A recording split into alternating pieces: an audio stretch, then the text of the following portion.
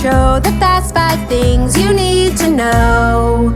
We'll start your day off swirly, it's the toast. I sound amazing. Welcome back to the Toast and happy hump day. Hey, Bruno, Hey. how you doing? Bruno is doing good, the brutalist. Bruno has just really been showing up to work, putting in the effort ever since he saw Rodeo was getting top billing. He said, Don't forget, I am the number 1 guy in this group. Don't forget, I would say everything once first. What'd you say? Yeah, no, I fucked that up. What'd you say? It's a TikTok. I was his everything. Once first. I understand. I was once his what does a TikTok I was sound? his everything once first. First once? I was once, and don't you forget, I was, whatever, it's from a movie. I think it's Julia Roberts, classic. Well, Bruno is my everything once first, and I'm so excited that he's here to celebrate Hump Day and to celebrate the Mama merch drop day, as I am Bruno's mama, and we are so excited because our Mama collection and our Toasty Bebe collection dropped. It's already sold out, but it is available for pre-order at shoptoastmerch.com. The mamas came through strong this morning. And the thing is, mamas are capable because we didn't have the usual issue where everybody heads to shopchanel.com, you know? No. That happens a lot when we do merch launches. People see and they're like, immediate thought is to go to like hermes.com or shopchanel.com. And it's so confusing because our website's actually shoptoastmerch.com. And I know how confusing that can be. But moms are, built tough. They're different. So we didn't have that issue. Smart. Right. They've been through a lot. Like, we didn't have that issue this morning, which was actually really nice. Yeah, they're able to keep like simple facts, to keep their facts straight, because they're juggling a lot at once. Yeah, like, how many ounces, how many diapers, last time bath, like shoptoastmerch.com. It kind of just rolls off the tongue. Yeah, so shout out to the mamas. Hope everyone gets what they want, and you can pre-order. You know what I want? Jordan?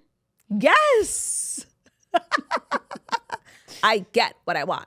And this winter break, I want Jordan. I would literally only have Megan Fox on the podcast just to make her do that. Like, I think she would be some people's dream guest. That's why she wouldn't come on. She's not the elk of that. No, she wants to talk about, whatever it is that she's doing. I want to talk about Holiday in the Sun. I get what I want. And this winter break, I want Jordan. It's funny how we don't think of Megan Fox as like a child actress, even though Confessions of a Teenage Drama Queen, Holiday in the Sun, she was probably 16. A teen actress. Yeah, but I don't even think of her like that. I just think of her as like a famous woman. Yeah, but not child, because she definitely came to us in her teens. She was, she still is, but a very talented young woman. Yeah, she is very talented. Because she was such a bitch in both movies. She was really typecast as the bully. Mm-hmm. She never played a nerd. And I couldn't help but wonder, was she like that in real life, or is she just that good of an actress? Well, I think she can't be put in a box if you were to ask her. If you were to ask her. I don't think that she would answer that question. I don't think she would like it. Well, that's why she's not coming on our podcast. I don't think she would like any of our questions.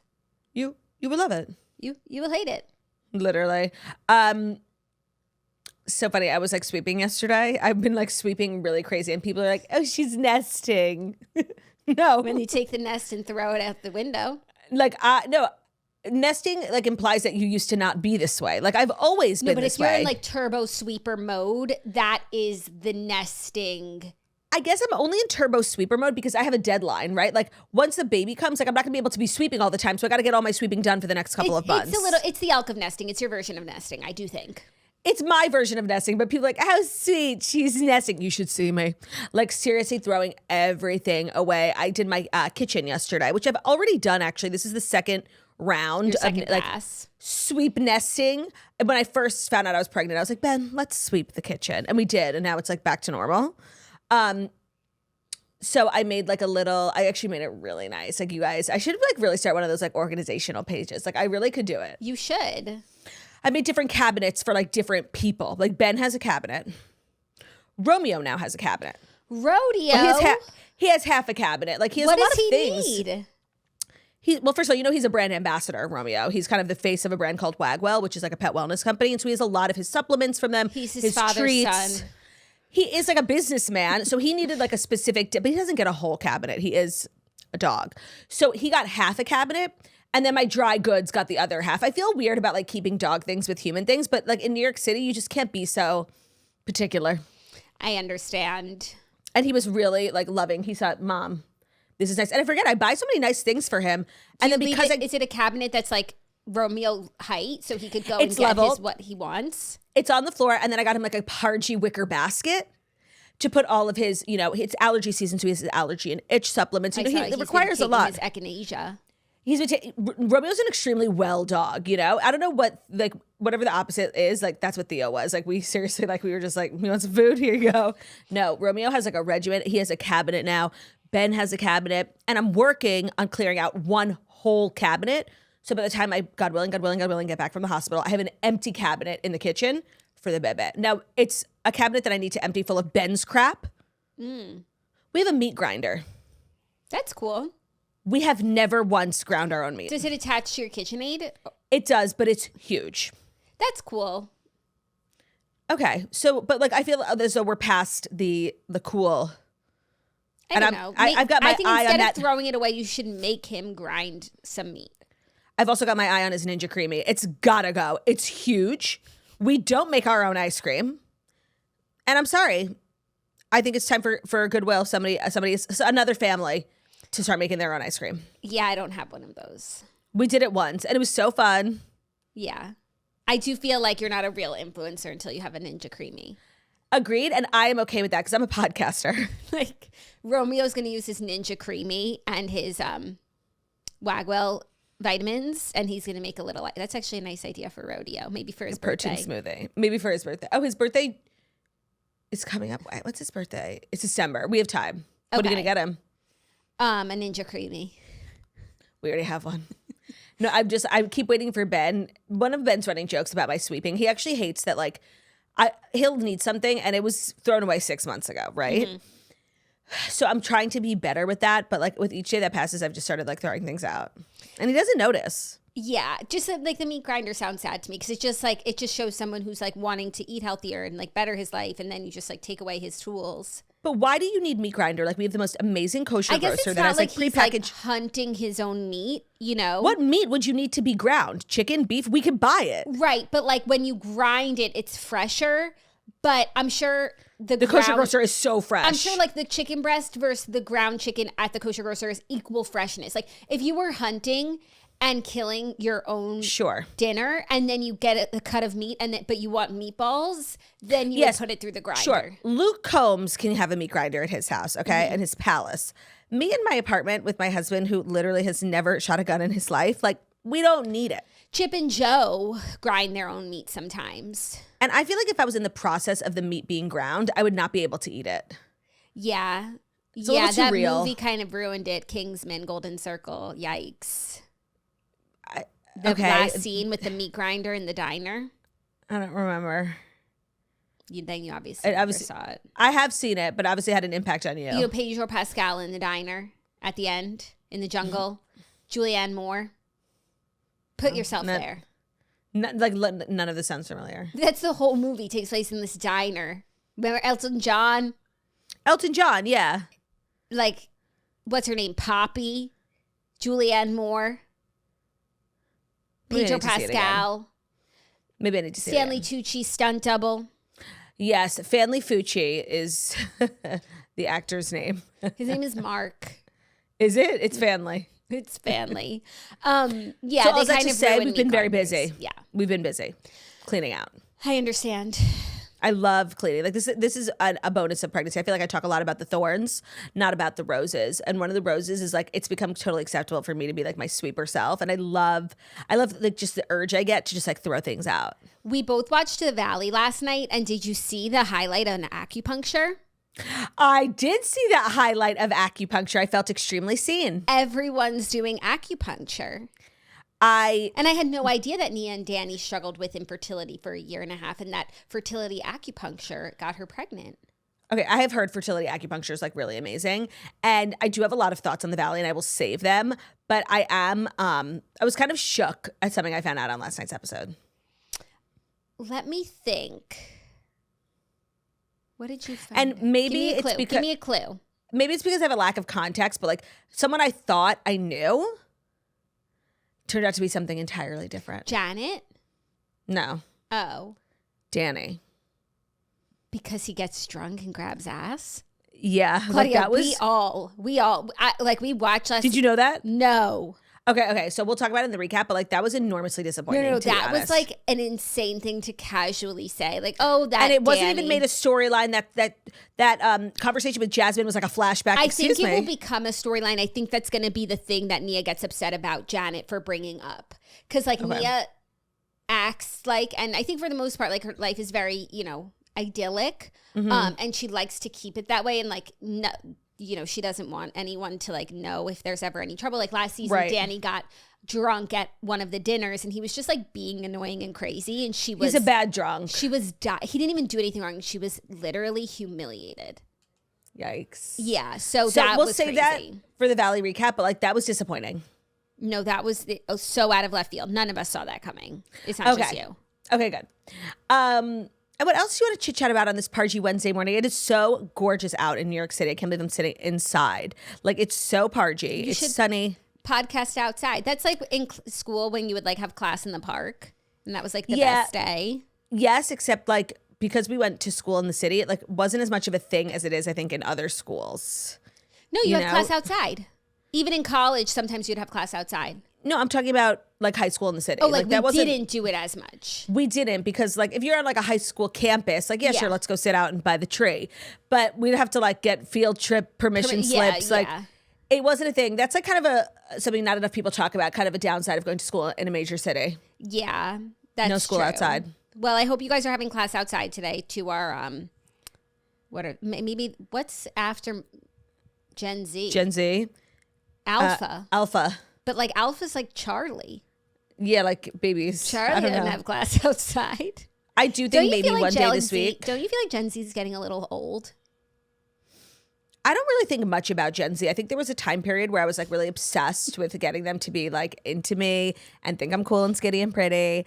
And now like, I don't know if it's the culture has moved on from being obsessed with Gen Z or I just personally have. A bit of both. It definitely had the Osama of it all like definitely helped. Like not only am I not interested in what they think of me, us, and our show, like I actually don't want them here unless they're sound of mind individuals. Yeah, I agree. But I just feel like they're getting old and irrelevant just like the rest of us. Yeah, like welcome. Nobody cares about you. We were all, everything once first. Oh my God, remember when everybody wanted to get the millennial consumer, the millennial vote? Yeah, we were all special. Like you, and how you act at the top is really interesting because we're gonna see you on the way down, bitch. Like, yeah, I feel like Gen Z is like with us as like a discarded generation now.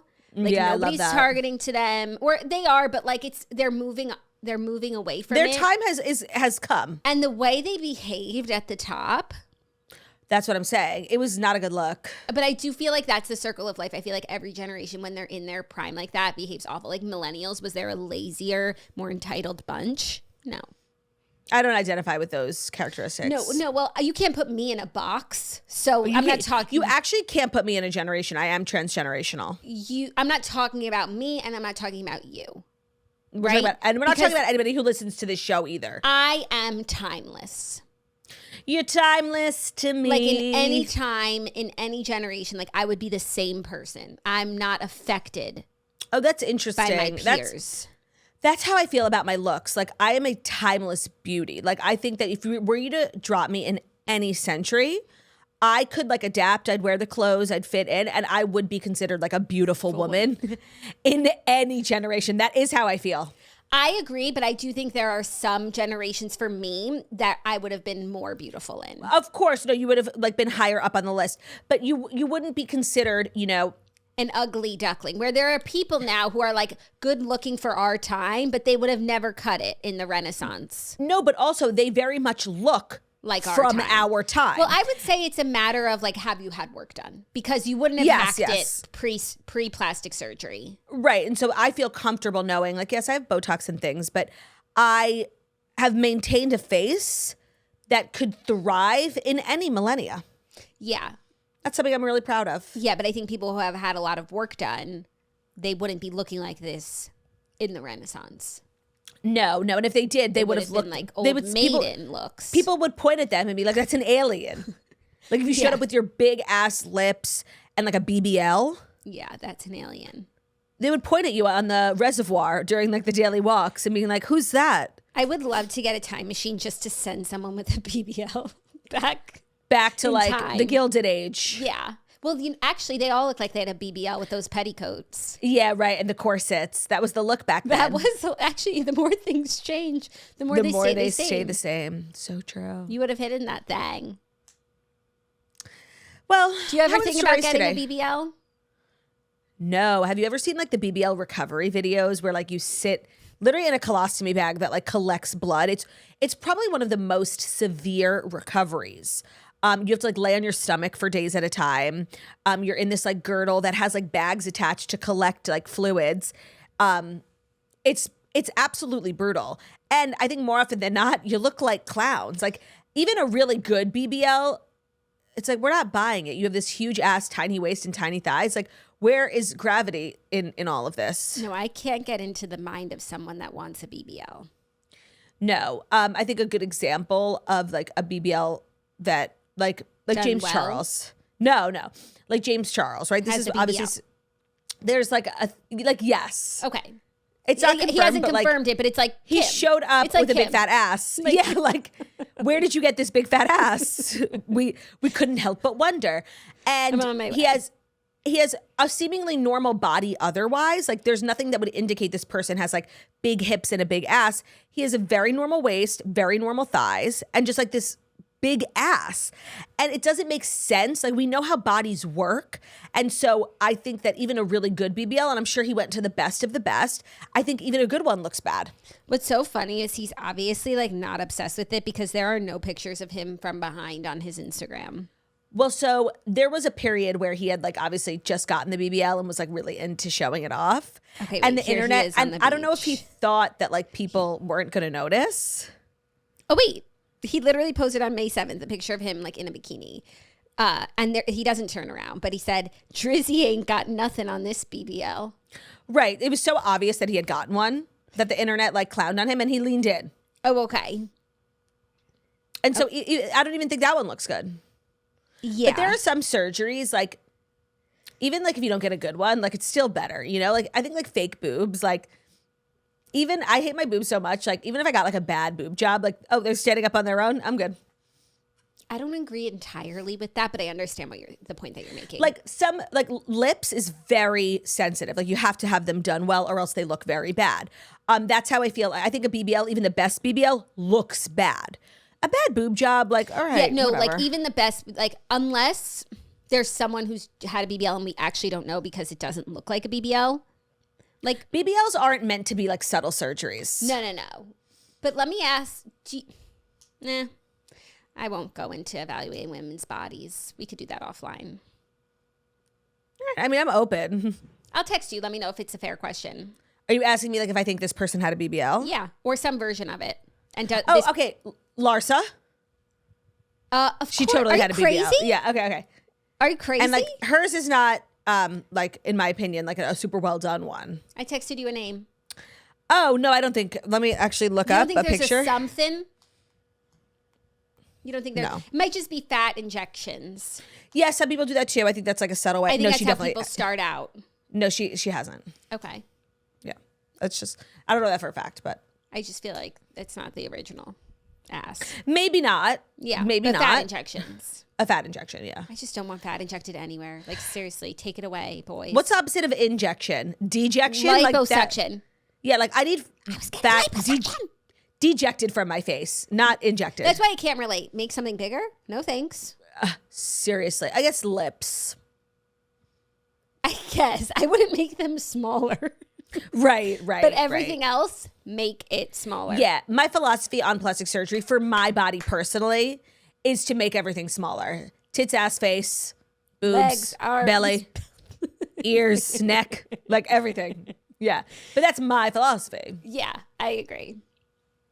Well, I'm ready to dive in if you are. I have some harsh words As for am the I. for the Desperate Housewives reboot that everyone's talking about. So also say Claudia's not getting a BBL anytime soon. Not today. But if she does, you'll know. We'll be sitting on our BBL pillows. So now, without further ado, it is time for the Fast 5 stories that you need to know. And the Fast 5 stories you need to know are brought to you by Huggies Little Snugglers. So Huggies is the only leading brand with all-around blowout protection for sizes 1 and 2. Now, Jackie, as the resident diaper changer, can you let some of the swirlies who might not be familiar know what a blowout is and why Huggies having the blowout protection for sizes 1 and 2 is such a big deal? So a blowout is when the number 2 does not stay within the confines of the diaper. So it's like a number 2 without borders, basically. Yes. We're talking up the back, down the leg, down the front. It can be very disruptive to baby, to mama. We're going to need a change of diaper, a change of clothes. We're going to need a wipe down. And if we could find a way to keep the number 2 within the confines of the diaper, that would be a much more seamless diaper changing process for the whole family. Less laundry, less trouble. And Huggies is the only leading brand with all-around blowout protection for sizes 1 and 2. So all parents out there know that there's really nothing worse than a blowout. It can be so disruptive to the flow of the day. We're having such a nice day until the blowout. And you shouldn't have to live your life worrying about how you will deal with the next inevitable blowout. Ease the blowout anxiety by switching to Huggies Little Snugglers. Huggies Little Snugglers are up to 100% leak-proof with blowout protection in the front and back on sizes 1 and 2, so you can feel confident relying on them for your little ones. Huggies Little Snugglers, now with blowout protection in every direction, sizes 1 and 2. Huggies, we got you, baby. Today's episode is also brought to you by Roback. You know, Jackie and I do not gatekeep when we find things that we love, and right now we have been loving and living in Roback. Their stuff is super cute, it's comfortable, it's unbelievably soft, and yes, they just dropped something new, and we are, of course, obsessed as well. The Era high-rise shorts. These just launched. They're really good shorts. They're high-rise, they're lightweight, they're super flattering. They've basically replaced every other pair of shorts that we own. If you like to walk, you know, run errands or like actually run, or if you're just looking for a pair of shorts to exist in, they're really that versatile. So if you live a super active lifestyle or you just like to wear workout clothes in the hopes that you might work out, but like you might not, Era high-rise shorts is for you. Also, they just dropped their new color called Birdie Blue in the Sydney skirt and the everyday active dress. It's super cute. So if you like tan legs, Birdie Blue. It's a match made in heaven. The skirt is one of our favorites. It's super flattering, very sporty with built-in shorts and pockets. The waistband is double knit, so it sucks you in and it doesn't budge. And of course, their everyday active dress, which is one of our favorites that we've talked about for months. If you haven't tried it, you're truly missing out. It's the perfect, I worked out, but still a cotton casual vibe. We've thrown it on for a workout, but also like to go to lunch. Use our code TOAST. We've had a code at Roback for a while. It's one of the best places to shop for activewear, athleisure. Love their like loungewear too. They have great crew necks and hoodies. For men also. Don't sleep on the men's stuff. Our code TOAST is at roback.com for 20% off your first order. Code TOAST at roback.com. That's RHOBACK.com. Code TOAST for 20% off your first order through the end of this week. Today's episode is also brought to you by Stamps.com. Flexibility in your workday means that you can decide when and where to invest your time, like focusing on the important parts of the business that only you can do. With Stamps.com, tedious tasks like sending certified mail, invoices, checks, or documents and packages can be done on your time, not someone else's. So Stamps.com simplifies your postage needs and adds valuable flexibility back into your workday. So if you're looking for someone to handle all your mailing and shipping needs wherever you are, which is one of the most frustrating parts about running a business, no matter what type of business you run, Stamps.com is for you. They are seamlessly connecting with every major marketplace and shopping cart. If you sell your products online, then you know how difficult it can be to get your shipping needs in order. And you'll also get access to USPS and the UPS shipping services. Everything you need to run your business right from your computer or your phone, anytime, day or night. There are no lines, there's no traffic, there's no waiting because it's all done online right from the comfort of your home or your office. So take care of mailing and shipping wherever you are with their mobile app. All you need is a computer and a printer. They'll even send you a free scale. You can easily schedule package pickups through the Stamps.com dashboard, automatically see your cheapest and fastest shipping options from different carriers. So there's no more tedious postage math. They're going to help you with the rate advisor, calculate the best shipping rates, and then you're also going to get rates you don't see anywhere else, like up to 88% off USPS and UPS. So have more flexibility in your life with Stamps.com. Sign up at Stamps.com, use our code TOAST for a special offer that includes a 4-week trial, plus free postage and a free digital scale. There are no long-term commitments or contracts required. Just go to Stamps.com, use our code TOAST, that's STAMPS.com, code TOAST. Thank you, TURT. You're welcome. Our first story, little Sydney Sweeney news. She was spotting getting close to her co-star, Brandon Sklenar. I don't know why I think his name is Brendan when it's Brandon. No, it's Brandon Sklenar. On the page 6, they have Brandon. You might think that because I say it all the time or because that's his name. No, but also because like something about Sklenar lends itself to Brendan. Phonetically, I completely. Because there's an extra E. It's Brandon. Let's go, Brandon. Brandon Sklenar. Brandon Sklenar. This changes things. He's just a Brandon. He's not a Brendan. He's such a Brendan. Yeah. I don't know. I just have to like change my whole outlook on life. Let's go, Brendan. Brendan. It's because of the Sklenar. Yeah, no, like if visually, oratorially, and phonetically, Sklenar has the same exact vibe as Brendan. No, it's true. If it was, it would be Brandon Sklenar. Exactly. No, I'll try to call him Brandon Sklenar. But That absolutely sounds no like saying promises. 2 different words in 2 different languages. Languages, yeah. Brandon Sklenar and Sydney Sweeney were spotted together at Stagecoach, getting close, yes, but also it's a tight crowd, so everyone's close. So we're not going to say that they were canoodling, but they were next to each other at Stagecoach. They're both Actually, the video I saw, he was like directly behind her, which I thought was even more intimate than like being next to someone at a concert. Do you know what I mean? I know, but like I feel like it's not fair to Assume just because crowds are crowded. Crowds are crowded. These two are obviously friends. They're working on a project together. Maybe they just like happen to get along or both like really love country music. Sure. Yeah, so it's like, let's take a day off, go see a country concert. But I'm sorry, like, she's 27, he's 34, she's beautiful, he's handsome, she's single, we think, even though she was just spotted with the restaurateur a couple She's days single. ago, and the dog. I hope they're not doing dog. Did you see the picture of her like holding up her ring finger? No. She's single. She's single, but she was with Yeah. Jonathan Davino the other day. Maybe they have like a life to I think separate. they're having the dog issue. Well, And someone commented yesterday, a lot of people are like weighing in, and they said that they did the like co-parenting with the dog and it was a mess. But Judge Judy says that you should never get a dog in a relationship. It has to clearly be someone's. So even if we're in a relationship and we're getting a dog, like we have to know whose it is. yeah, but that's like really tough to like breach the conversation. Like, we're in a loving relationship. I'm getting a dog. Like, I don't trust you. I don't trust that this relationship is going full term, but I'd like a dog.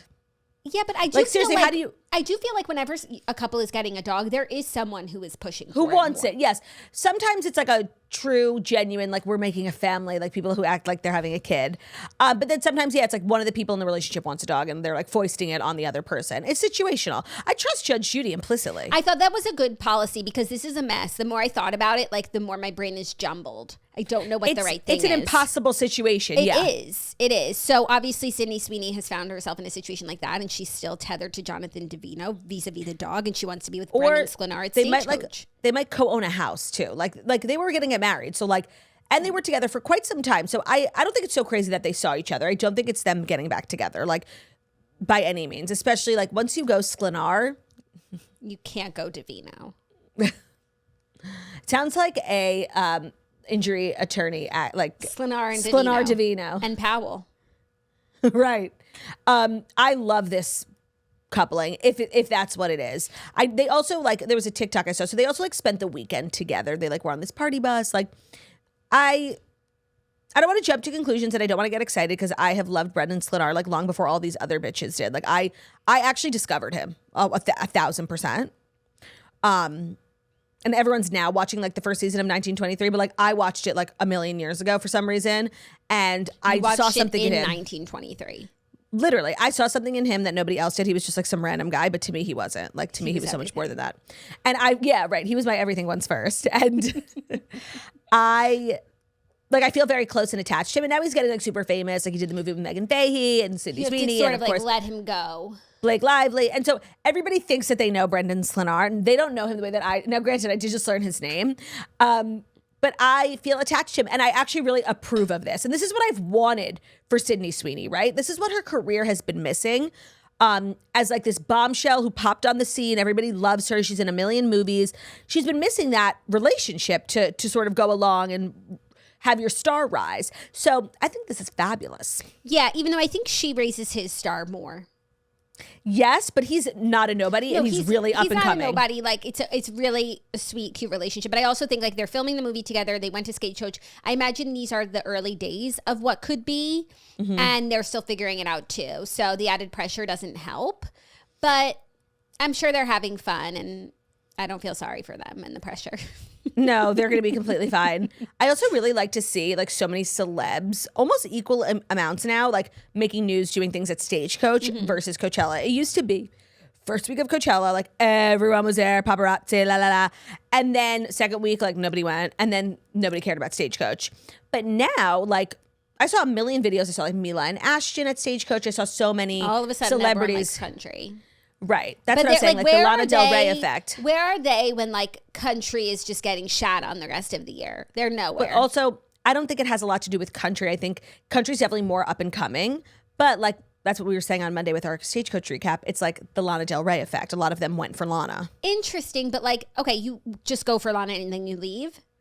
Or like you're going for Lana, like let's spend the weekend. Yeah, but like how are you going to spend multiple hours like listening to a genre that music. you don't like? Like I couldn't do it. But yes, but if you find it, because I saw like Mila and Ashton were at the Goo Goo Dolls. So like you can make it like mainstream. Yeah, you like can Jelly curate Roll. your day.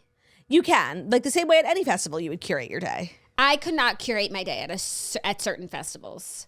Same. I'm also not like a festival goer. I feel like celebrities love festivals. Like I find festivals, like I literally only have been to Stagecoach and Coachella, and I've had amazing times at both of them. But I don't I don't like look forward to them. They're journeys for me, you know. We've been to Gov Ball. Yeah, but Don't like sell that was yourself short. That was in our hometown. We went for one concert and left. Like that doesn't count. Yeah, We weren't like there all day festivaling. I feel like we were. I don't think so. I feel like we were, but that was another time. It was the 80s. It was the 80s. It was literally the 80s when we went to Gov Ball. Just want to say this is not a confirmation of a relationship, but I'm really hoping that it is. No, like like for we're everyone. on a good, strong path. Yep. Just let's not get ahead of ourselves. Let's just like let them do their thing. Yeah, exactly.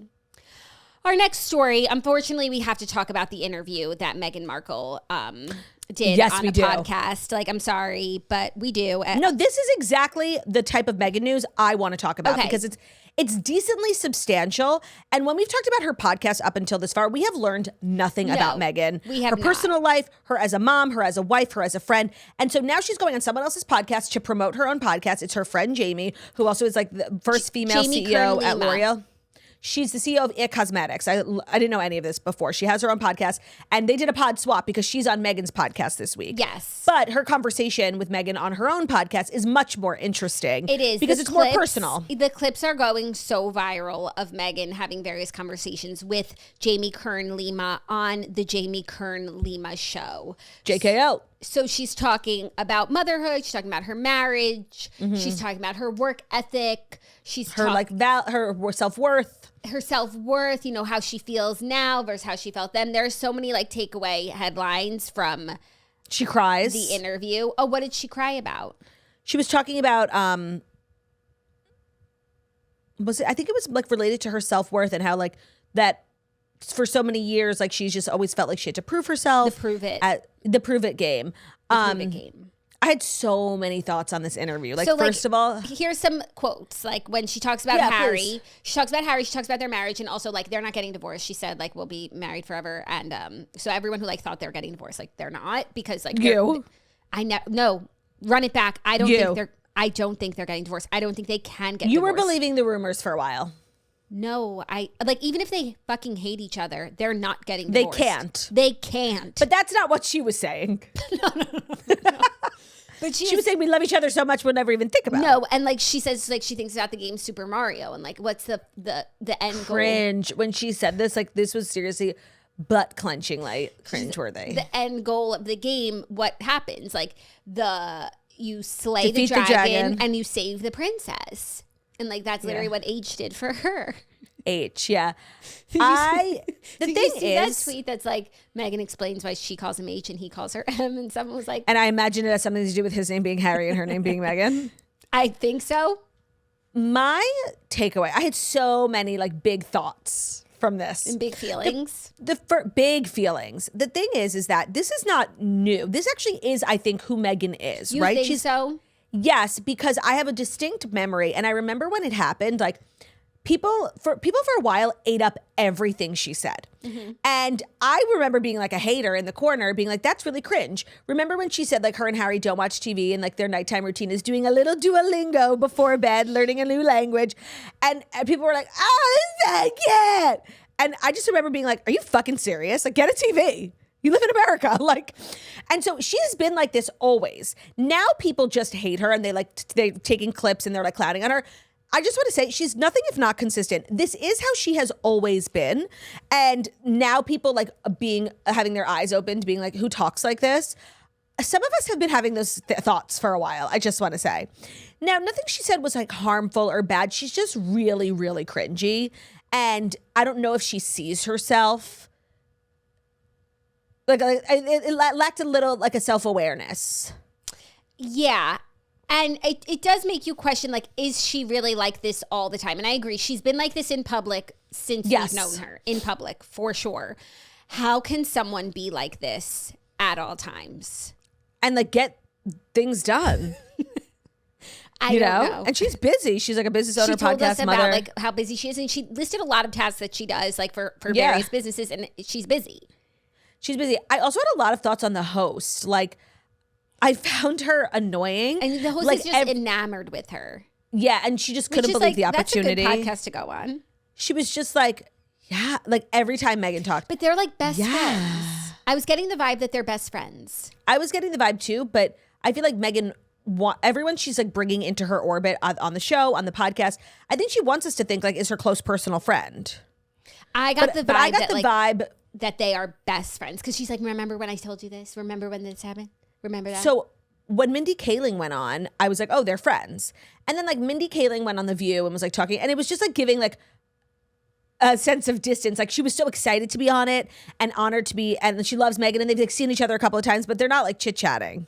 Yeah. Also, something about the Mindy Kaling episode that happened in the episode that like kind of bugged me then and bugs me every day now when I make a peanut butter sandwich. Like when they talk about making the lunches or whatever. And Mindy's like, no, I do it. I use organic peanut butter. She's like, all that oil, what do you do with it? And Meghan kind of just like brushed by the comment. Like, no, she really spoke to a truth. Like all that oil on the top of organic peanut butter, you don't have it with Skippy. You're supposed to mix it. You're supposed to mix it. But like, I didn't know why Meghan didn't like respond to that. I really wish she had like spoken about it more. Okay, so that's what's been bothering you? It's like a real issue. Every day, the oil on the top. Well, that's Mindy being like so relatable. So relatable. I think I saw something where someone was like, if you store it upside down, then the oil will go to the other top. Smart. And then you flip it over. So I'm trying that. I decided I saw a device. It's like a wire, it's like a coil almost, and you put it in the peanut butter and you just like sort of churn it and it mixes the whole thing together. I'll send it to you. Peanut butter. You know what I should do? I should put it in that butter churner Olivia got me. Yes, you should. Because I'm not making my own butter. No. But I just thought that was like to the thing I saw. Like Mindy Kaling was really trying to like enter like the crunchy convo. And it's such a real thing that she said. And she was brutally rebuffed. It's true. So the thing is with Meghan at this point, she's not winning anyone new over, right? There are people who just love her, and there are people who recently like have decided that they fucking hate her. And I don't know. I don't know if I'm trying to like give her advice, like I don't know how to advise her, because when she opens her mouth, she's like seriously indefensibly insufferable. Yeah, I would say like make yourself more scarce. But it's her turn now. It's her Harry turn. Is that's what nowhere she's to been be doing seen for the last 6 years. That's what I've been thinking. I was actually thinking about that last night, and that was another thought I had when I saw this podcast ever. I'm like, man, she's everywhere. Like the Jam, the show, the podcast, now this. And I'm like, where the fuck is her annoying ass ugly husband? And it's like, well, he was up our asses for 2 whole years with his 3 books. So it's like they take turns being like public, like taking public spankings just to pay their bills. Yeah. But I just feel like there's a lot of talking happening. People aren't like talk, no action. Yeah, people aren't loving like what they're saying. Everything's being dissected, and some things justifiably and some things not. But like I feel like people are being harsh, but she is not making it easy. Criticisms that I genuinely don't agree with, and then I see some that I'm like, yeah, that's spot on. And I just feel like they need to find a way to make money where they don't have to talk so much. Yeah. But so much of what's interesting about them is their personal lives. Harry specifically, like the drama with his family. We got the story. It's not interesting. But Jackie, they don't have other things. That's what I'm saying. Their point of interest. Like you can sell jam without talking. Not enough to pay and live in Montecito. And the flour sprinkles. Correct. Thank you. You made my point even further. And shortbread. they have to rely on their personal lives for content, whether it's a documentary, a book, a TV show. It's getting a little old, and they're not like deeply interesting or funny on camera. Maybe they are in their personal lives, but it's not translating, and it's a real issue for them because they're running out of places to do it. Well, I'm ready for her to go back to acting. 1,000%. Someone else's lines. She's a really good actress. She's very beautiful. She is an excellent actress. I discovered that on Suits. Like, she was really... And I don't think she's like her character. Like, I think it was a role. Like, she really had to act differently. I do think going back to acting is a great call. There's a new Suits. I think that will be next. Like, I think she'll finish out this cycle of work. Then Harry will do something. Harry taps in. Harry taps in. I think he'll sink the ship even lower. And then I do think that she will act again. I would love that. As she should. But then also, 1,000%. then you have to remember, and I guess we could have this, issue with anyone, any actor or actress who's doing like a lot of promotion, just talking about themselves, like they could be acting. They are an actor. Right. Well, great. Act. Mm-hmm. So, that was a fun journey. And shout out to the Jamie Kern Lima show. JKL. For the big get. Big get.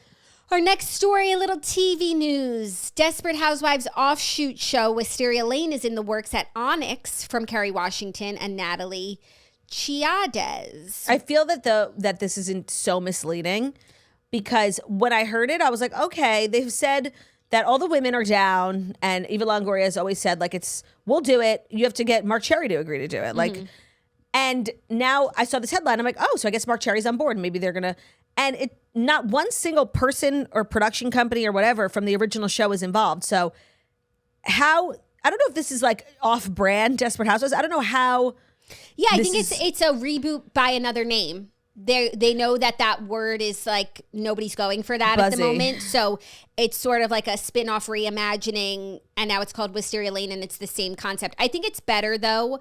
I was just like looking, someone sent me something, but I already knew this. Like Marsha Cross's personal brand has destructive, completely ruined the legacy of Desperate Housewives. Like the way someone sent me like one of her tweets, like she's like Mahmoud Khalil, the way she tweets. She's like a radical, crazy person. I completely agree. And even beyond Marsha Cross's like craziness, I don't want a Desperate Housewives. And I'm the biggest fan of the show. I just watched it again for like the 5th time in my life. I watched it live. It is a show that raised me. It is perfect. It needs to not be touched. Let sleeping dogs lie. The reboot is not going to be good, even if everyone was involved. No, stop it. I actually think that if all the women came back and Mark Cherry, this is a show that actually could be like continue on because they're still housewives. They're older, but it's not like they were in high school and now they're like with kids. Like they were 40 and now they're 60. Like there's narratively the show can go on, except if you watch like towards the end, like it wasn't good anymore. All the women did move off the lane. Yes, they could move back for sure. Like not a big deal, but like it ran its course and it was good. And like, why can't it just be good? I'm just saying of all like the reboots to bring back like an original cast and do it again, like this narratively would work. Yes, because you can always just live on a street. I'm not interested in Marsha Cross being in it, and I'm also not interested in watching it without Brie. So I also don't know if Felicity Huffman is like doing active roles. I think she's like over that life. And of course, the Terry Hatcher drama, it's a mess. It's not happening. No, the only one who's like clean and good to go is Eva Longoria, and she gets asked about it all the time, and she's like, "Yeah, sure, and she's I'll do it." Like the wealthiest woman in the world now. She's married to an actual billionaire. Why would you she also work forget that hard? At the end of the show, Vanessa Williams was a housewife. Renee Perry. She was like the last 2-3 seasons. She was an excellent addition, and I would love to have her back. I would consider her. She's not one of the OG 4, but if they brought it back, she should be there. Agreed. So then this new version is going to be like all new wives. And I think it's possible that it could be good, but it has to be written by Mark Cherry. You need like it's not. But like you need an insanely good writer. That's what made Desperate Housewives so amazing. And they don't have that, and they're not willing to do that. It was a perfect show. Yes, Mark Cherry, all the writers, like it was the best of the best, but it was also just sometimes you hit it. Right? And it's a perfect casting, perfect everything. It's not going to happen. And I'm so over this reboot. Like, stop desecrating the legacy of great shows. Yeah. Also, Kerry Gossip Washington's Girl. involved on the production side. Unclear if she would be in the show. I do think that if she were in the show, like, that wouldn't be good. I'm not familiar so much with her production work. You know, I think she does a little, like, she similar to like how Reese Witherspoon does it on like the biggest and best scale, and a lot of actresses have their own production companies and like hire. I don't know a lot of Kerry Washington's behind the scenes work. Let's look. Kerry Washington Productions. I feel Little Fires Everywhere was definitely Hello Sunshine. That was Hello Sunshine, but maybe it was in collaboration, and that show was really bad. Yes, it was. So that's like a demerit for all the people involved. Okay. But Kerry Washington does come from like a very, very prestigious, successful, long-running ABC show, just like Desperate Housewives Scandal. She obviously wasn't like she was just the actress. It was Shonda Land production. But there is like the ABC overlap. I don't know. I'm not interested. So she has a production company called Simpson Street Productions, and it's in like they have an overall deal with ABC. Got it. So now I'm on their website and I'm not really seeing the productions. Anything familiar? I'm not seeing productions. Let me it's a new click project. their Instagram. No, it says they have like a season, but I think we'll get there. Okay. I just want to say, like, I'm not going to watch this. I'm not going to support. Like, I love the show, and even like decent reboots, whatever you want to call them, they never. No, They never do it's awful. what they need to do. At It's this point, awful. I'm no longer even going to be like happy for a second when I see the headline and then realize that it's bad. Like anytime I see the word reboot or I see my favorite show in I'm the out. news, like I'm going to be sad. Completely agree. Let sleeping dogs lie. Leave Wisteria Lane alone. So Simpson Street has a new movie called Shadow Force, only in theaters May 9th with Kerry Washington. Okay, I haven't heard of it. Street You Grew Up On, season 4 starts tomorrow. Okay. Shadow Force again. So it's probably like a new venture for her. Yeah, but yeah. So this would be big.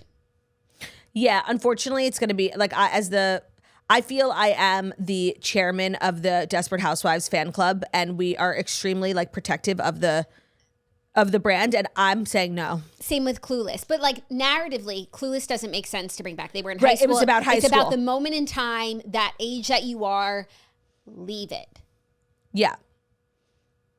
So, and they just like, honestly, they don't have the talent in Hollywood to do great things anymore. It's so true. Especially it was a moment in time. writing-wise. Writing-wise. Are you ready for our next story? Mm-hmm. Katy Perry is speaking out about being beaten and bruised and battered and bruised by the internet. So she took to social media to write a comment that she's felt battered and bruised, but has kept looking to the light. So if you're worried about Katy Perry, she is speaking out about all of the hate that she is receiving. And Katy is doing okay. Mostly. She seems like a very healed and therapied person that, I mean, nobody can really withstand like such global like mockery, but she seems to be taking it as well as one could. Yeah. Based on this one comment. She responded to the online hate in a lengthy comment under a post from her fan page, Katy Perry Brazil. She said, "I'm so grateful for you guys. We're in this beautiful and wild journey together. I can continue to remain true to myself, heart open and honest, especially because of our bond. I love you guys and have grown up together with you, and I'm so excited to see you all over the world this year. Please know I am okay. I have done a lot of work around knowing who I am, what is real, and what is important to me." She referenced some advice her therapist gave her, saying, "No one can make you believe something about yourself that you don't already believe about yourself," which I actually thought is like It's pretty good profound. advice. It's pretty true. Like if someone says something mean about you, like it only really hurts If it's true. when it like rings true or it touches on something you're insecure about. But someone says something like so out of left field, it's like Yeah. objection relevance. She said, "When the online world tries to make me a human piñata, I take it with grace and send them love because I know so many people are hurting in so many ways, and the internet is very much so a dumping ground for unhinged and unhealed." So it seems like, you know, she's doing these shows, by the way, there are people there. Like she has a lot of fans. So the fact that she's choosing to just lean into that, I think is a very healthy mindset, and just like, this is not for the internet, it's for the kitty cats, it's for our universe. I don't know how one deals with this, but she seems to be doing well. She does. I actually was feeling like maybe she didn't even know what everyone was saying about her because she's like protected from that. Protected, and she's also like older. She doesn't need to like be in the comments all the time. It's not like she's an influencer. So I could imagine a world where like she doesn't even know that this is happening outside of like, you know, in terms of comments and stuff. So it makes me sad to know that like she understands that she's the piñata of society right now. But that she seems like strong enough, and also like she is a little like delusional and nutty, and I think it takes that type of person to go through something like this. 100%. Like a healthy dose of delusion is really, in a situation like this, medicinal. It really is. So because it provides a layer of protection. Yeah, I agree. And I think she's like happy and fulfilled in her personal life. Like you really can't bring her down. She also has like so much money, more than like most of these online people will ever have in their entire lifetimes. And she does have a very fulfilled personal life. And that helps. Like that man, Orlando Bloom, loves her. And like she has a years. Beautiful, happy family. Yeah, she has more than most. Yeah, I'm sure she focuses on that. It's important too. Are you ready for our fifth and final story that will lead into our TV recap? That like so sprung up. No, is it a fifth and final story that'll lead into the recap that's brought to you by Skims? Yes. Skims bras and underwear are truly some of the best intimates that we have ever owned. Our top drawers are slowly becoming all Skims. And, you know, we're really particular about what we put on our body, especially with all the changes to my body during pregnancy. I find that I have like new needs for brassieres, for underwears, like with each day that passes. And intimates are really the unsung hero of every outfit, and nobody is doing it like Skims. Obsessed is an understatement. So the Fits Everybody collection I've had for years. I love their bralettes. I actually haven't had to buy new ones for pregnancy because they fit everybody. So like literally the bigger my boobs get, the more the bra can take on. But I recently got t-shirts from the Fits Everybody collection. I stole one from your house. Classic. And then I asked you for a link because I needed a bigger size. And it was Fits Everybody t-shirt. Fabulous. I wore it on the show earlier this week. I'm sure you guys saw me looking fabulous. I just love everything from Skims. I really love the Fits Everybody collection, but really everything I've gotten from there, pregnancy, before pregnancy, I just have like a lot of needs, especially bra-wise. Like we both have really big boobs. Jackie is breastfed. Like I've lost a lot of weight. So your boobs just go through a lot, and you need a bra that can support it, and you need size variations. That's one of the biggest things about Skims. I think they have like 60 bra sizes. They also do half sizes. Sizing is, I believe it was Garrett Hedlund who said, sizing is everything. Shop Skims' best intimates, including the Fits Everybody collection and more at skims.com and Skims New York flagship on 5th Avenue. After you place your order, be sure to let them know that we sent you, select podcast in the survey, and be sure to select the toast in the drop-down menu that follows. Today's episode is also brought to you by Taylor Farms. Okay, like obviously Jackie is, I want to say like one of, if not the face of Taylor Farms, right? That's so sweet of you to say. I definitely see myself that way, but I wasn't sure if other people, I didn't realize that was happening. And it feels so good to make a salad, right? You're like, oh, I am the beacon of health. Everybody's looking at me. But making a salad is so much work, especially if you like it really chopped with lots of ingredients. And then obviously salad in a bag is a great option. But I think we've been conditioned, and over the years, we're like, salad in a bag? Yucky. It's brown. It's gross. No, Taylor Farms is out here like reinventing the salad in a bag. First of all, it was a category that needed reinvention too. It's so true. Their salad flavors, like they have really fun, like different style salads. I'm boring. I like the Caesar. You know me. I like the Caesar too, and I'm like not even that boring, but it's like you could do so much with it. Or you could dress it up. You could dress it down. Their dressings are so good, so you could just do the dressing. But I also love the Mediterranean crunch. The Mediterranean crunch, avocado ranch, sweet kale. Your family will love them. If you want to make it for yourself for lunch, it's like so easy. If you want to like have a dinner party and not have to spend all day chopping a million ingredients, throw a Taylor Farms in there. You can also dress it up. Like if you wanted to add protein, grill some chicken, be fancy, throw some turkey in there. But also if you just want to like literally throw it in your purse and eat it on the way to work, like that works too. Taylor Farms are more personal than comedy and more personal than food, yet everyone loves them. There's no chopping, no slicing. Everything is fresh. The dressing's really yummy. Just mix it up and give yourself a round of applause. Grab a Taylor Farms chopped salad kit and get your salad together. I didn't realize that was happening. I didn't realize that was happening. Our fifth and final story. Did you watch What Happens Live last night? Oh, I didn't. Who was on? Brittany and Luke. Random. Luke from Summer House? Luke, Kristen's husband. Oh. Well, I like that I thought of somebody who hasn't been on Bravo in 3 years. Yeah. Before I thought of Luke, Kristen's husband. Who was on Bravo. But honestly, someone must have canceled because it was a very strange to have him because he didn't he's just Luke. He is what you thought he would be. He gave like no tea. He was asked shady questions and he was like, I didn't know that was happening. I think that Brittany also like could have and should have deserved a one-on-one. Yeah, so maybe it was also good that they had someone there who wasn't talking that much because Brittany had a lot to share with us. Is this about the Stassi thing? No, this is about Jax and her relation. she was asked about Stassi. She was. Being like, now that you're not like with Jax anymore, and like he was obviously the problem, like have you and Stassi reconciled? And I thought for sure the answer was going to be yes. No, the person asked like, has Stassi reached out since you've gotten divorced? And she was like, no, she hasn't reached out, but I see her around and it's like, always we're good. And good. it's always love and hugs and that's fine. And she also said like what we know, like obviously it's all about like the wedding, like them not going to Beau and Stassi's wedding. There's so much more that people don't realize, and a lot of it has to do with Jax. So I am holding out hope. I would love these two to be like really good friends. Yeah. I mean, it wouldn't do anything for me at this point. They're not on the same show. So it's not like I'm like. No, just like vibes. Yeah. Yeah. But it seems like they're like totally fine, which is good because like Ocean's birthday party, like you don't want people fighting at Ocean's birthday party. Correct. But she was shading Jax's sex skills on Watch What Happens Live. Did you see this? No, yikes. So she was asked a lot of questions about Jax. She was asked about his recovery, and she said like she kind of cast a little doubt on it. Like she was like, he's still Jax. Like I hope he continues. She's so entitled to that. And like if that's real, I'm sure she would be the first person to be like, he is changed. This is the man I've been waiting for. You know what I mean? Like if he was, but she was like, he still has his Jax personality. I hope he like continues on the path, but like it's still not great. And like she's not getting back together with him ever. So I wonder why she hasn't filed. That's a separate question. But she was asked to rate his sex skills by the shady dress. There's a new game in town? A new prop. Kristen Doty last week gave the green dress. To Andy, and then they put it on a mannequin and they called it Shady Revenge Dress. And so she was asking shady questions. And it was asked to rate Jax's bed skills. And so she said there were times when he was about a 7 or an 8, but you know, most of the time he was a 2 or a 3. No stamina, no nothing.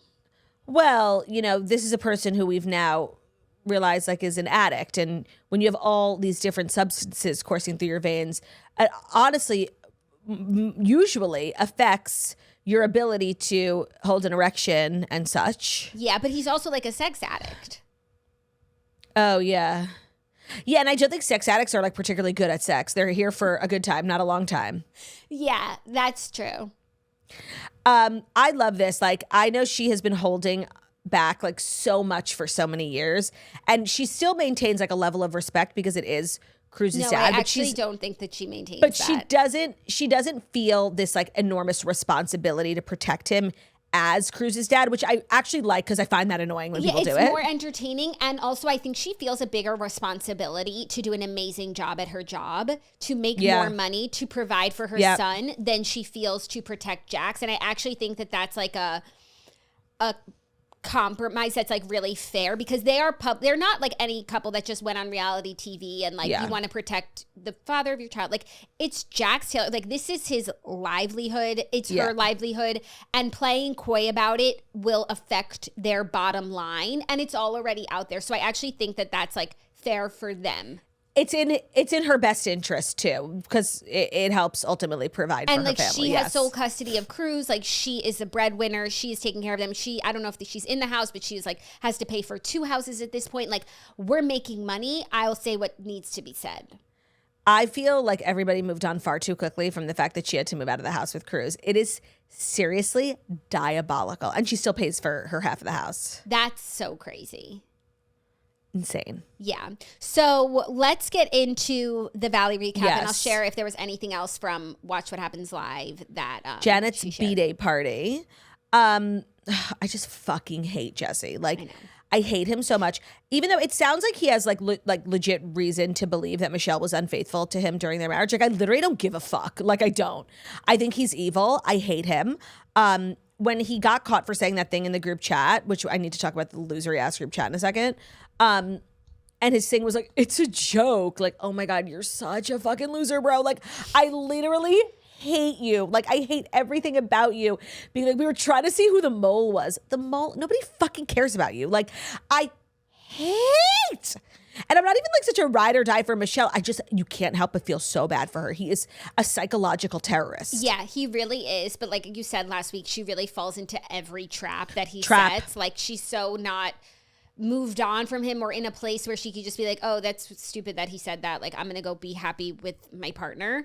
Who is so cute. He is so cute. And I think there's a chance that she didn't cheat on Jesse. I think they probably maybe fell in love while Michelle was still married to Jesse, but didn't enter a relationship until after she separated from him. And like, yeah, she likes his honey. And she said that they would like go on walks on Runyon Canyon. Yeah, she wanted to look cute for him. But I think it's possible that she didn't cheat on him with physically, but emotionally, maybe. Emotionally, maybe. And like, I literally don't care. I don't fucking care. The reason why I struggle with the two of them is because I don't know them. I can't even imagine how they were ever married. It would be like if Jax and Brittany came on a reality show right now. After. And I would say, who the fuck how did they ever even get together? What even happened between them? The idea that like Michelle left Jesse is so not what you would expect from the two of them, because like he's the prick. Like, so what was going on in their marriage that like, and she seems kind of like shy and meek a little bit, that like she left him. And then she also said that like he wasn't like giving her hugs and kisses or like any sort of love. Like, so I it's hard for me. I am on her side because from what I see now, like he just makes her life impossible and he doesn't even want to be with her. So just let her go. He's like a real evil person. But I just wish I knew them a little bit better to really understand like the issues between them, because I feel like I have no context. And I'm sorry, Kristen Doty is so wrong for like her team Jesse. She's got to stop with that shit. She's always wrong. Like, I'm sorry, girl. That is not the vibe. Like, and when then Michelle like kind of lost me and she's like running around the party being like, let's think of that. No. Like that's like, your response to... Right, to this heinous accusation. It's so lame. It's so childish. And like, you know what? Even though, yes, we know production's paying for the house, but it is being positioned on the show as like Jesse's trip, Jesse's house, Jesse's rental. Like, you can't kick him out. Like, it was just a bad call. Like, it was very losery. And then it was like very high school. And when Jasmine was like, I'm not voting for you, and she just like immediately broke down. Like, she's just so fragile. Like, it's hard to root for someone like that who's like crying, but then she's like, no, I'm gonna kick him out of the house. And she gets like happy and strong, and then she doesn't get the votes that she needs, and she's crying again. She like, cries. Be stronger than that, or don't engage. That's the easiest thing you could do. Don't engage. You don't even have to be strong. You could just fake it, like act like you don't care, and then go home and cry when you get home. Yeah. Now, I was excited because we were getting more of my two favorites, which is Danny and Michelle. Danny and Nia? Yeah. And then I wish we didn't get it because I learned something that I didn't like, which is that he doesn't have a drinking problem, but he's like a very bad drunk. He doesn't drink a lot, and when he does, it's like Armageddon, and he was very inappropriate with two women. Like, oh, that I have to grapple with this now? Like, are you fucking kidding me? I was so upset. Why would someone like that ever drink? On TV. Period. He didn't even do it on TV, the grab ass. Right. But like they with also his TV said, people. Jason said that was the worst thing he's ever... He always does stupid shit when he's drunk. That was the worst thing he's ever done, though. Can we talk about Jason? Thank you for bringing it up. First of all, him having an Android, like... Janet, like, stopping him in the doorway, being like, you're a good man for doing that. Dropping Jax. Like, I actually couldn't. Like, I wanted to die. Like, no, it's so crazy that this man, Jason... is on a reality show. Like TMJ, this man Jason. In any other world, like he'd just be his lawyer self with his Android going about his business. But like we're watching this person on TV and like he's not a TV he's so star. Deeply uninteresting. Yeah. And when people say Jason, I'm like, wait, who's Jason? Who's Jason? Who's Jason? Of course. I literally forget. I'm like, no, that's Jesse, Danny. I'm like, who the fuck is Jason? Mr. Janet. Mr. Janet. He was just like He just is, but he's actually, like, we don't get like normal, boring people like him on TV. Right. For a reason. But it does sort of help like give like a normal, boring perspective. And just like, I guess. You then can see like relative to a normal, boring person, like how crazy these people are. Like how do Jax and Jason know each other? Get along. How do they know each other? And this group chat that they say is like 30 people, but like they want it to be super private. And there's a mole in there. Like, who do these people think that they are? No, and Brittany said on Watch What Happens Live, like, every wife and girlfriend has the password to their husband's phone. Scrolls through it. They all know about this chat, and they all read it. It is not, like, under lock and key. There's no mole. It's open. Right, there's no mole. It's just, like, common sense. No, and I'm sure, like, things about Jax started getting leaking because maybe before that there was, like, nothing, like, newsworthy happening. No, and like Jax, is a leak-worthy person. Like, people are going to, like, send in things about him to, like, Bravo accounts or whatever. Like, Jesse? Nobody cares. Yeah. Like you and your mole. Yeah, but like, is Danny stupid or wants to like get the show on the rolling? So that was the weird kind of incongruous part because it existed in the group chat, not on the show. And Danny brought it on the show and told Luke and was like mad that he told Brittany. But like you told Luke, and now it's out there. It doesn't matter what Luke does with it. It's on the show now. But you felt Luke would not say anything, and then at the reunion we'd all be like, hey, Right. remember that time you said that? So again, I asked, like, stupid or wanted to get the show rolling? That's what I mean. It was like a bad episode for Danny. Like I'm casting doubts on his pejamness. I know. I do think he's a pejam, but he does. I'm really make worried that mistakes. he's not. I'm really worried. Like, but I don't know. I think that he will, but I wonder why Mia, like, I know that she doesn't control him, but she does. Like, I wonder why she lets him drink. Yeah, he has to stop. He has to stop. That's just such an easy fix. Like, you're a Yeah. bad drunk, you make bad decisions, don't drink. Bad, bad, bad. Yeah, and it's not like he drinks a lot. Like, they were saying nice stuff about him, Yeah. but It doesn't seem like he has a problem. Like some people just don't mix well with alcohol. one time is too much. Get daddy Correct. a drink. Oh, stop.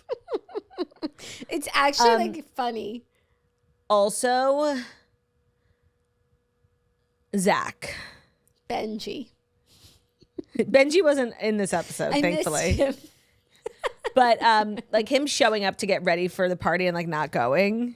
The most loser, not invited even. It's not like he Right. was turning it down. Like, what are you doing there? I really, like, I don't. And can you explain to me why Kristen feels she's owed an apology from Janet? For the podcast thing? I guess so. Yeah, and like, And what she said on the podcast was that, you know, referencing these people being like Kristen and Zach didn't care if my pregnancy went full term. Yeah. Which I guess like Kristen did not say. Zach did. but she like sat by him as he said that. And she's like guilty by association. Like Yes. Brittany has at least condemned him for it. Yeah. Nobody's holding Brittany accountable for what Zach said, even though they're best friends. Right. But no, she was like sitting there and she didn't like speak out against it. So led Jaden to feel like she didn't care either. Okay. Which then like Kristen feels like is a big thing to say about her. But so I actually think that they can clear things up. And when Zach was like, this is the saddest, it's like, well, why would Janet invite Kristen and forgive Kristen and not me? She didn't say that shit that you did. That's like, but that's just like a sad spot to be in. Like two people are fighting, Yeah. like one person's getting forgiveness and you're not. And it's so much more than like being invited to the event. It's like grasping onto relevance in the show. Of course. Like, and so it's like you're not invited and you're already kind of like hanging on by a thread with your Benji storyline. And now like things are getting thrown through a loop even more. Yeah. And like last year he wasn't invited on the baby moon and he cried. Oh. He cried, Claudia. At least this year he didn't cry when he wasn't invited to Dave and Buster's. Dave and Buster's. Looked like a good time. It did look like a good time. Janet is funny. Like I really didn't like understand her obsession with Dave and Buster's. Like I didn't realize how real it was for her, but it's very real. I understood it because I also happen to absolutely love Dave and Buster's. And you love games. I do love games, and I've loved playing this game with you. This game of love. Thank you guys so much for listening to the Toast and Monday Morning Show. We deal with the fast 5 stories you need to know every Monday through Friday on YouTube. So you're watching us on YouTube, please feel free to subscribe and give this video a thumbs up. We're also available as podcasts and where podcasts can be found. So it's Spotify, Stitcher, Public Radio, Wire, Castbox. Excuse me. All the places where you listen to podcasts. Find us the Toast, leave a 5-star review about how beautiful, stunning, and wickedly talented we are. Yeah. Love ya. Bye.